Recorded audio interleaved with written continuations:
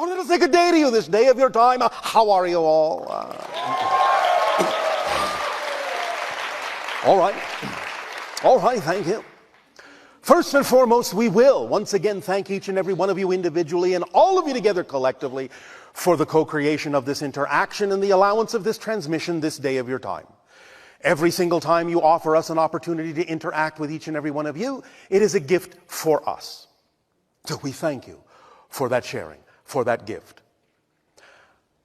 In this transmission, which we have titled The 7 Neutral Needs, we would like to begin this way.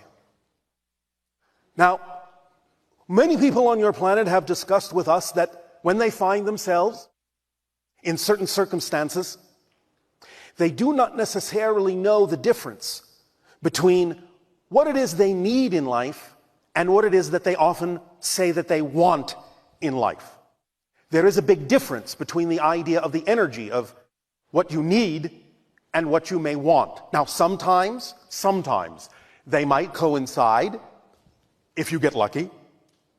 But the idea is that many times what you want might often be the product of what you've been taught to believe you need that may not actually be what you really need in life.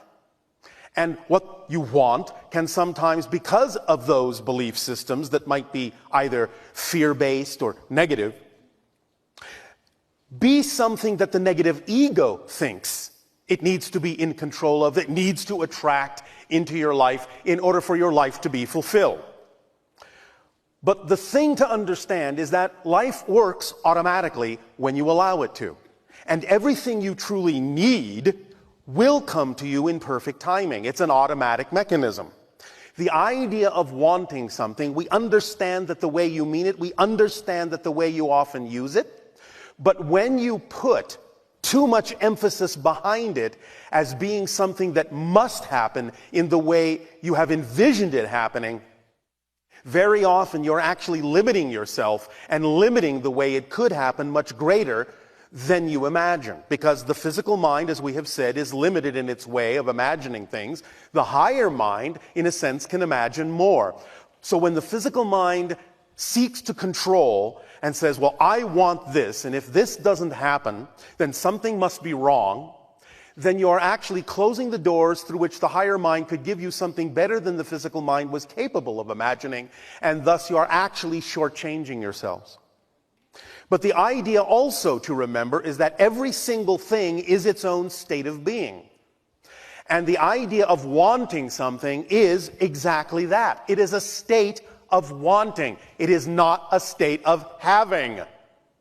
So if you insist on wanting, you're going to remain in a state of wanting, and you're not actually going to be able to have, to really manifest, to experience the focus of your wanting, because all you're doing is saying you want it, and therefore you will continue to do nothing but stay in a state of wanting it, and it will never arrive. That's another reason to understand that wanting is not necessarily in your best interest, but needing is.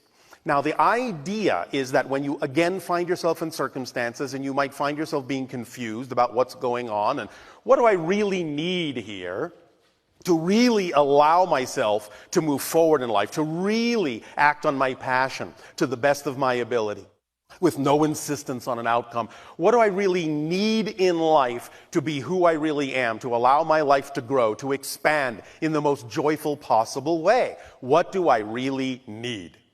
So in this transmission, we have broken it down for you to the 7 basic needs. Now, we call them the neutral needs because these are the basic things you need to survive in your life.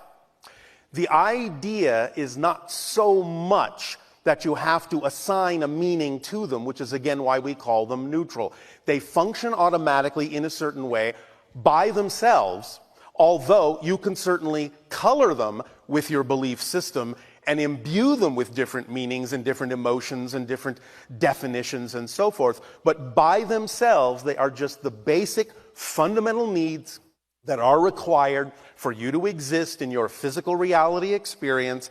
And anytime you find yourself caught up in any kind of circumstance where you find yourself wondering, what kind of state of being is really most beneficial for you to be in, you can always use these 7 neutral needs to go back to a ground state, back to a fundamental state, and start again from zero, start again from scratch, and recognize that in many circumstances, you really are getting what you need. And by focusing on the 7 neutral needs, it can also aid and assist you in understanding the difference between what you may really need in that moment as opposed to what you are saying you want in that moment. And it can act as a clarifying system for you. Now, the 7 neutral needs, shall we say, have different time frames associated to them because they are things you really do need to experience your physical reality. You will find that some of them you need all the time. Some of them can take weeks before you realize you need it. Some of them can take years before you realize you need it, but you really need them all. The idea is that without them, you will either quickly or slowly die. That's how you know they are actually fundamental needs. The ones that take years, in a sense, can seem misleading because you might feel, well, I'm still fine, I'm still breathing, I'm still moving along. And so you can fool yourself into thinking you don't need it, or that you are altering it in a way that is not really in alignment with the need. But nevertheless, all we're saying is the difference between the needs that are quick and the needs that take longer is just that you either die quickly or you die slowly over time. And when we say die, we are also talking about the idea of your energy, your spirit, your willingness to live, your feeling that you belong, your feeling that you fit, your feeling that you are empowered. These things, with negative beliefs, can over time wither, in a sense, and appear to die, causing you to slowly die over time, when you could be living a more vibrant life, a more energetic life. So, what are the 7 neutral needs? Thank you. We're glad you asked. In order of how long they take to kill you, if you don't do them, we start with, you need air. If you don't have air, you will be dead pretty soon. Within a matter of minutes. So that's the quickest one. You need air to live in your physical reality. Next, you need water to live in your physical reality. Without water, you will probably die in about a week. So that's a little longer. Next, now, many of you may be thinking, well, next, I need food. That's not the next thing. Next, you need sleep. You need to dream. You need to reconnect to spirit. That's what sleeping is for. That's what dreaming is about. You need to re-energize your physical battery. Without sleep, you will only last about 11 days. And then you will die. And sleep a lot longer than you intended to. Next is food. You need food in general. Now, please understand, before we go on, of course, there are always some exceptions. There are people who are of a state where they can be breatharians and so on and so forth, and they may seem to not need food for longer periods of time. I'm not talking about the exceptions. I'm talking about the general populace on your planet. So, in general, you need sustenance of some form, or you will find in about 2 to 3 weeks you will start to die. Now, what's next? Those are the 4 main ones that happen pretty rapidly. Now we enter a new phase where things can take months or years. So, what is next is you need some form of shelter. Now, when we say shelter, we don't necessarily mean it has to be a building or a house. Your environment can be your shelter if it is the kind of environment in which you can thrive. So, for instance, people on your planet who might live on a tropical isle where the weather is always fine will find that that will be shelter enough. And they won't necessarily have to live in a dwelling in the classical sense. But you need some form of shelter, even if it is simply your environment that is beneficial to you. That is still a shelter, the shelter of nature, the shelter of earth that is in accord and in alignment with the human form to sustain it. Next, you need some form of connection, relationship, in some way. I understand that sometimes people may be on journeys where they seem to spend a long time alone. But that doesn't mean they're not in a relationship. The relationship doesn't have to be with other human beings. It can be with animals, it can be with trees, it can be with spirit, it can be with a rock, it can be with God, but it's a relationship. You have some sense of connection to life, connection to nature, connection to existence and spirit, connection to your essence and your being. You have a relationship with all that is in some form of expression. Without that, again, it may take years, but you will slowly die without that connection. Which brings you back to the idea of sleep, because again, that's what the sleep is for, to make that connection. Now, as we have said, on our world, we no longer eat, we no longer sleep, because we are always connected, we are always sustained just by the energy of the universe. We have evolved to that point, and eventually you will too. But right now, again, as a generality, you will find that most of you need some form of relationship, some form of connection, some form of exchange with consciousness, some form of reflection that allows you to get in touch with the things you need to be more of who you are, the things you need to grow. This is a true need. The final need is what you might call creative expression. In other words, when you allow yourself to be who you are, it must be expressed.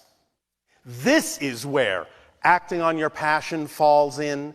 This is where you express the aspect of creation that you are. You express the connections that you've made. You express the energy that has sustained you in life.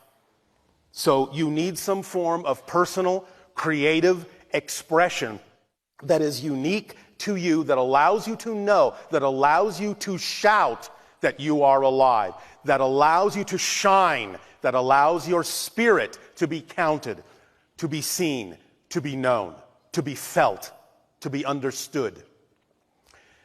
Those are the 7 neutral needs. And again, the idea of some of the later ones, like not expressing yourself creatively, not expressing, not stating who you are in some way, shape, or form by following your passion, can take years to kill you if you're not doing it. But you will slowly be dying.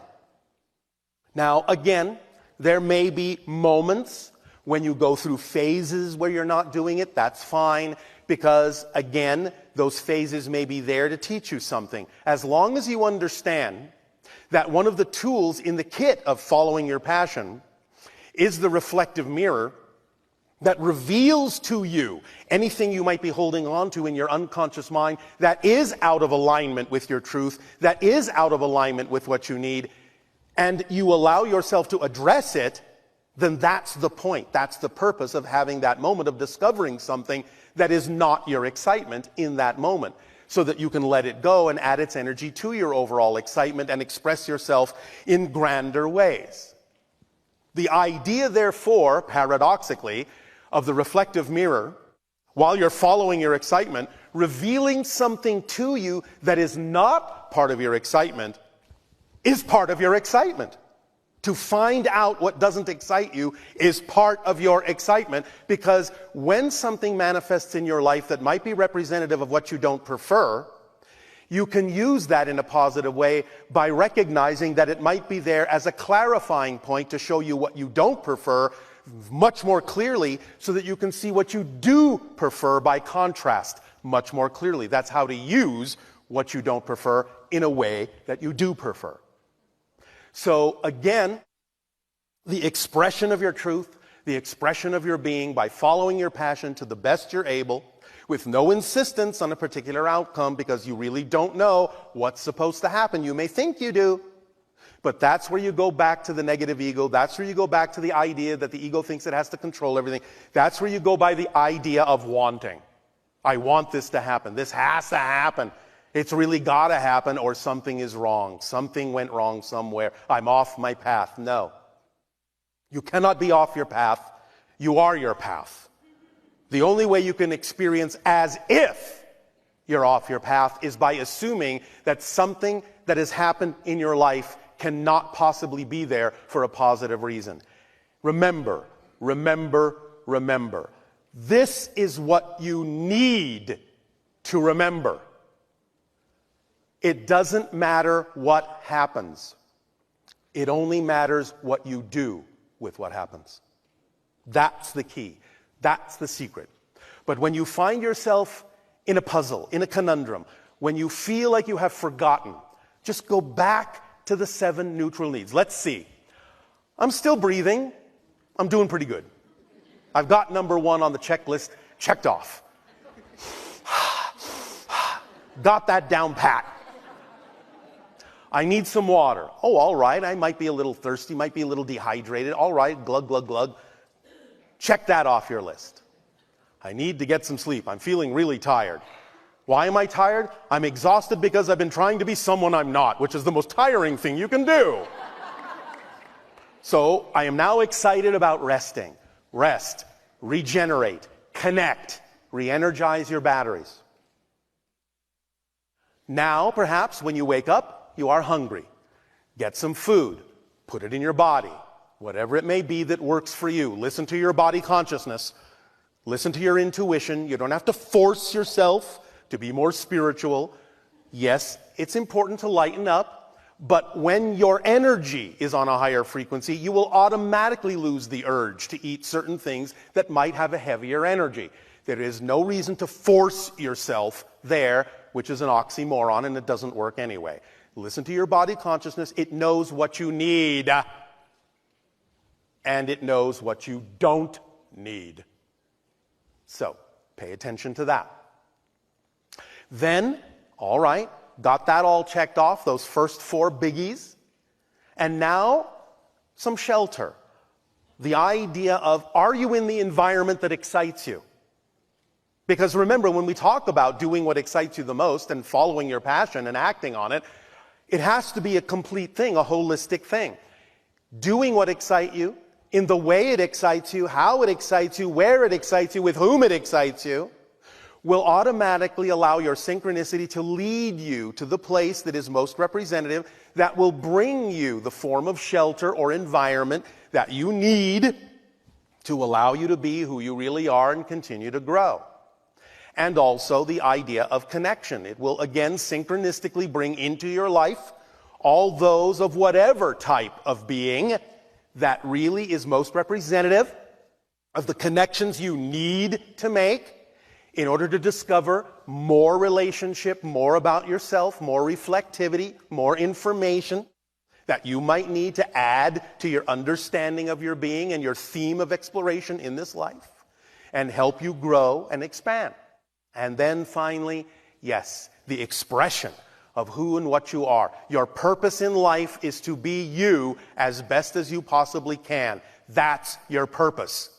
The expression of your purpose will be as different as there are as many people, because that's just an expression of your purpose. Your passion is the expression of your purpose. But the vibration, the frequency of your passion is who you actually are, is your frequency of existence, is your essential self. So expressing yourself, acting on your passion to the best you're able with no insistence, so you don't get caught up again in that idea of wanting, which isn't necessarily aligned with what you truly need. And if you can check all those off, you're doing pretty good. You're really doing all you need to do. You're really doing the best you can.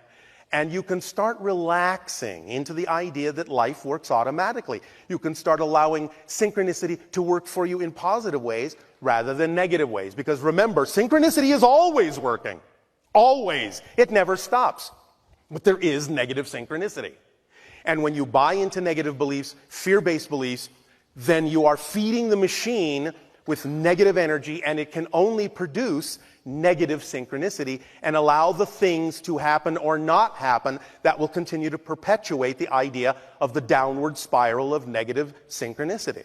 But when you feed it the positive energy and stay in the positive vibratory state, no matter what's going on, no matter how it looks, you are feeding the machine with the positive energy that will allow you to experience synchronicity in the positive way.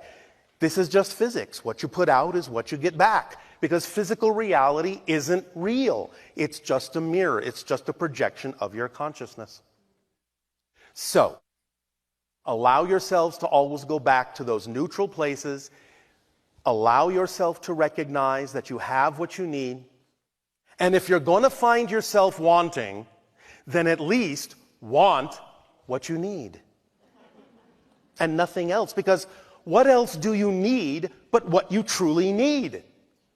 You already come in with everything you need. It's not always manifest. You don't always see it right away because there is a timing to the unfolding and the appearance of these things. But all that timing is baked in. It's there, right here with you. You don't have to force it. It will happen in perfect timing. That's the way it's designed. That's the way it's structured. So remember, many people on your planet talk about the idea of, well, surrender to it. Surrender to the flow. And many people, because of the way you've been taught to believe things, think, oh, surrender. Well, that means I'm giving up control. No. Surrender is simply giving over to the control you already have built in. Surrender is giving up on thinking that the ego has to control everything. All the ego has to do is keep you focused in your physical experience and go along for the ride. That's all it's designed to do. That's all it needs to do. Don't burden the ego with more than it was designed to handle. Otherwise, it starts getting a little bit crotchety. And it turns into the negative ego. Oh, you want me to handle that? Oh, okay. Oh, wait, I have to have this too? Oh, all right, now I have to make that happen? Oh, I'm beginning not to like you very much. So I'm going to start playing some dirty tricks on you, and I'm going to make you think that you need to have this when it's just a want. See if you like it when I overburden you with the things you've overburdened me with. Yes, the ego knows how to play that game.